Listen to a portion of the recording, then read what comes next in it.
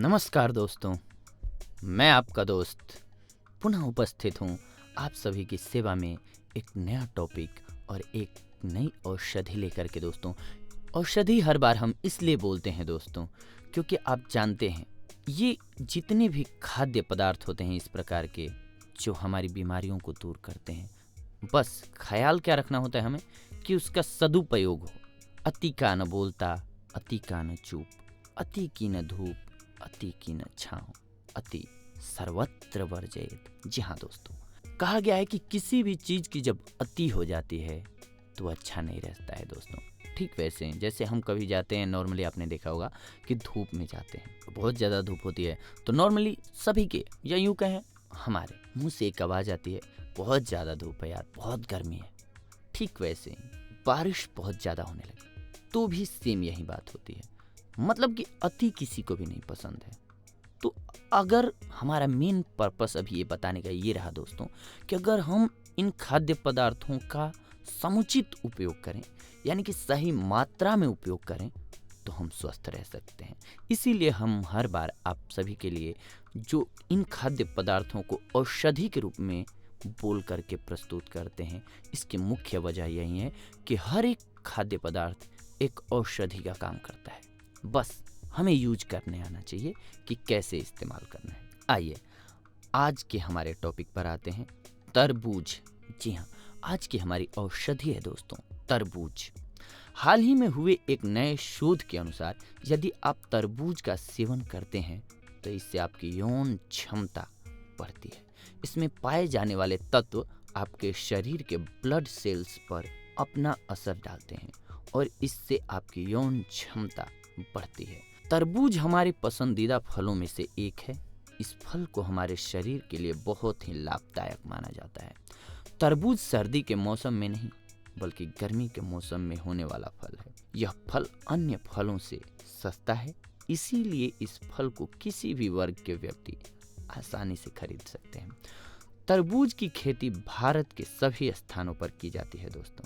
इस फल की खेती नदियों के किनारे तथा रेतीली मिट्टी में ही हो सकती है।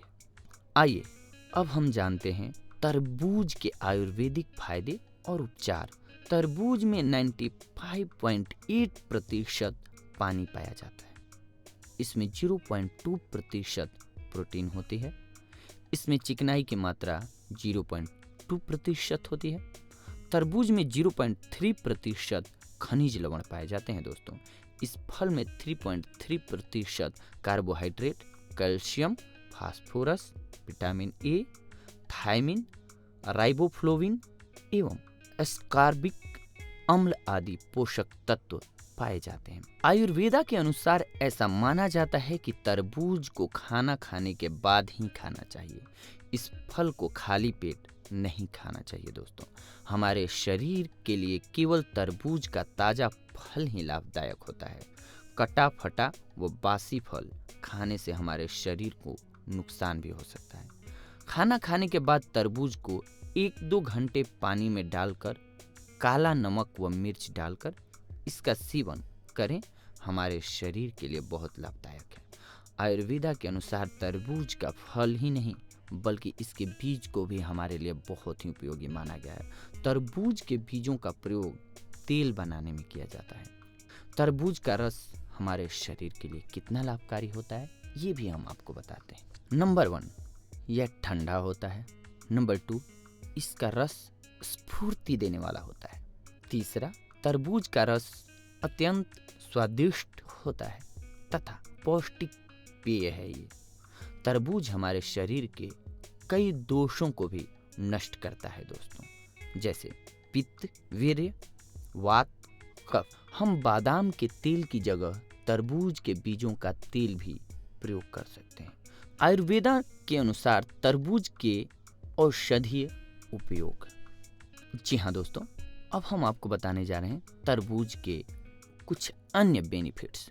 उच्च रक्तचाप। जी हाँ दोस्तों, उच्च रक्तचाप से तरबूज का बीज तथा इसके रस का सेवन हमारे लिए अत्यंत लाभदायक होता है। इसके बीज का सेवन करने के लिए 2 चम्मच बीज को छाया में सुखाया जाता है, फिर इसके बीजों को पीसा जाता है। उसके बाद 1 कप उबलते पानी में 1 घंटा भिगोया जाता है। फिर चम्मच से हिलाकर छानकर दिन में 4 बार पिएं। इससे पीने से टखनों के पास की सूजन, हाई ब्लड प्रेशर आदि में हमारे शरीर को लाभ पहुंचता है। उच्च रक्तचाप में हम तरबूज के रस का सेवन भी कर सकते हैं दोस्तों। कब्ज, जी हाँ, जिन लोगों को कब्ज रोग है वे तरबूज का सेवन कर सकते हैं। तरबूज खाने से हमारी आंतों को एक प्रकार की चिकनाई मिलती है, जिससे हम कब्ज रोग से मुक्त हो सकते हैं। सिर दर्द, जिन्हें गर्मी के कारण सिर में दर्द होता है उनके लिए तरबूज के रस का सेवन अत्यंत लाभदायक है। इसका सेवन करने के लिए तरबूज के रस में मिश्री मिलाकर पिया जाता है। इससे गर्मी के कारण हो रहे सिर दर्द में आराम मिलता है दोस्तों। खाना पचाना, जी हाँ, डाइजेशन। खाना खाने के बाद यदि आपका खाना हजम नहीं होता है दोस्तों, तो आप तरबूज के रस का सेवन भी कर सकते हैं। इसके सेवन से आपका खाना जल्दी हजम होगा तथा इसके सेवन से जठराग्नि क्रियाशील होती है और हमारा ब्लड भी बढ़ता है दोस्तों। इसके साथ साथ मूत्रावरोध, जी हाँ दोस्तों, अगर आपको पेशाब होने में प्रॉब्लम होती है तो उसे भी ये दूर करता है। थकान, जी हाँ, अगर आप तरबूज का सेवन करते हैं तो आपकी थकान गायब हो जाएगी दोस्तों। पीलिया, जी हाँ, किसी मरीज को अगर पीलिया हुआ हो तो उसे आप तरबूज खिलाएं, वो जल्दी स्वस्थ हो जाएंगे। अगर आपको लू लगा हो तो भी तरबूज काम आता है दोस्तों।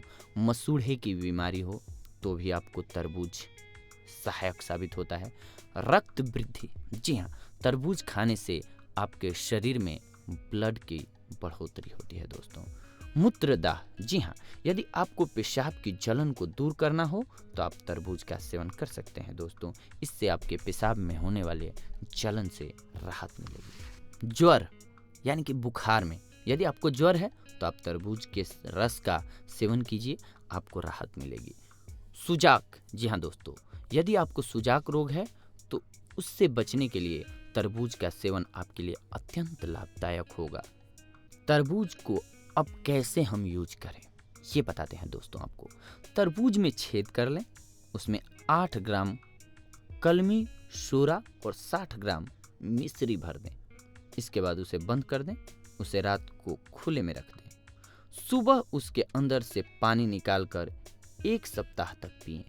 इसे पीने से आप सुजाक रोग से मुक्त हो जाएंगे दोस्तों। सूखी खांसी में भी ये बेहद लाभकारी है। यदि आपको सूखी खांसी है तो आप तरबूज का सेवन कर सकते हैं।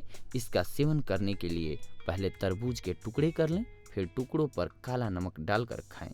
इससे खाने से आपकी खांसी बंद हो जाएगी दोस्तों। तो इस प्रकार से आज की हमारी औषधि रही दोस्तों तरबूज। अगली बार हम आपसे मिलेंगे एक और नई औषधि लेकर के, एक और नया टॉपिक लेकर के। तब तक के लिए धन्यवाद।